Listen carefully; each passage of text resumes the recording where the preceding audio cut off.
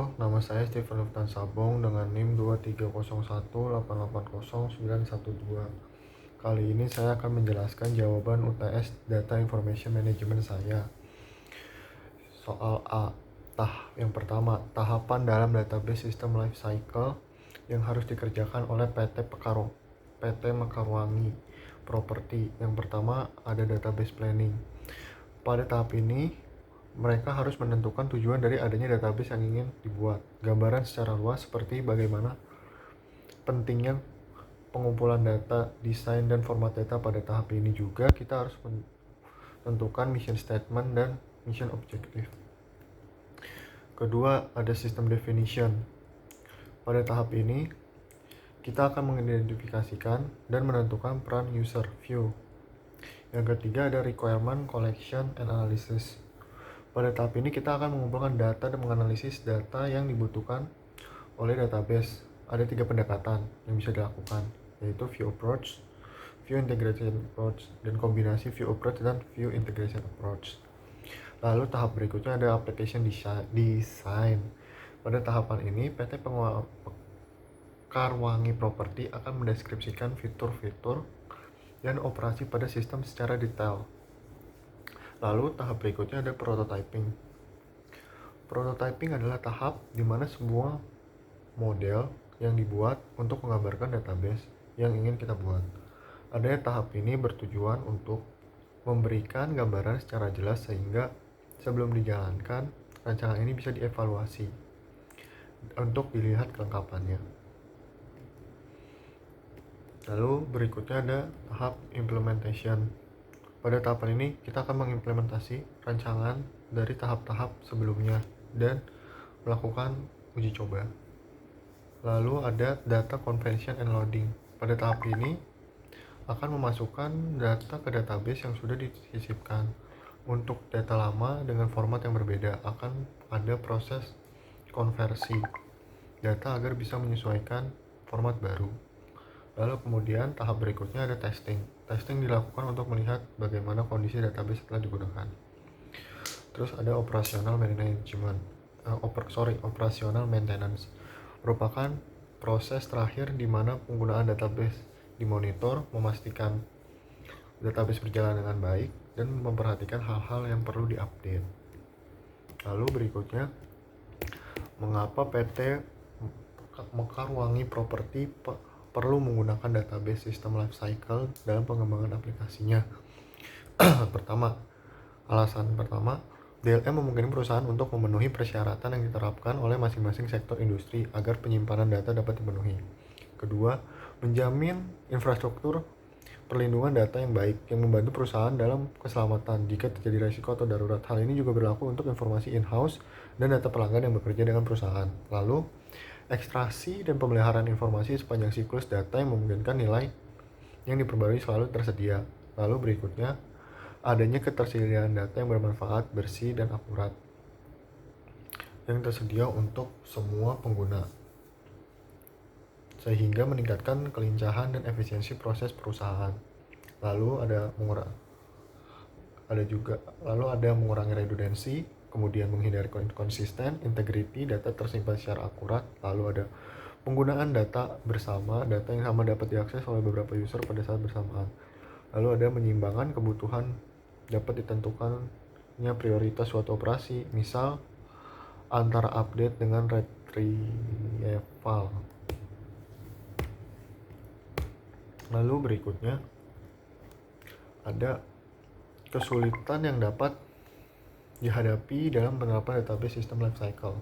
Yang pertama, sistem yang lebih rumit karena ada beberapa orang yang belum pernah menggunakan sistem ini. Jadi penyelesaiannya adalah lebih selektif ketika menerima karyawan baru yang akan menggunakan sistem tersebut. Lalu masalahnya yang bisa dihadapi adalah sistem dapat disalahgunakan karena semua catatan terbuka untuk siapapun yang memiliki akses terhadapnya. Cara mengatasi memberikan batasan-batasan di divisi perusahaan. Jadi nggak semua divisi bisa membuka data semua perusahaan. Jadi ada batasnya. Lalu ada virus dan hacker.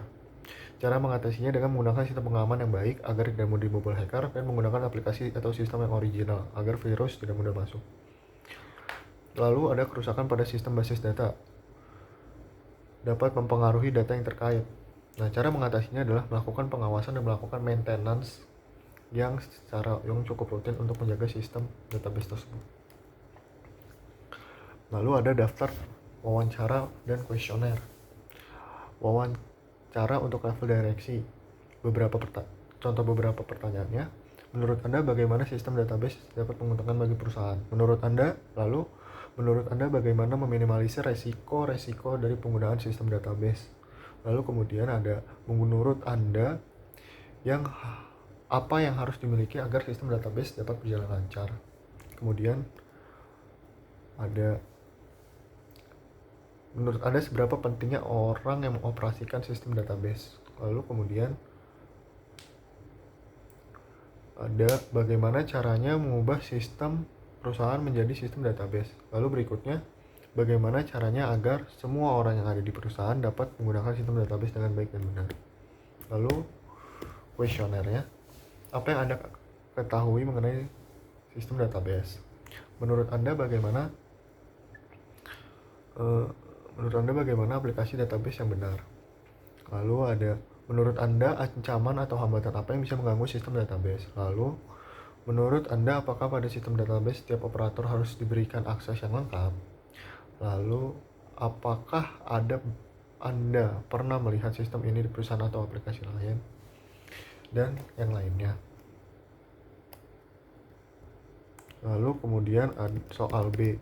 Pertama disuruh membuat rich picture atau alur bisnis atau flowchart. Jadi proses pertama saya memilih rich picture. Saya lebih memilih untuk membuat rich picture. Jadi prosesnya tenan atau penyewa yang akan menyewa unit mengisi datanya dengan lengkap.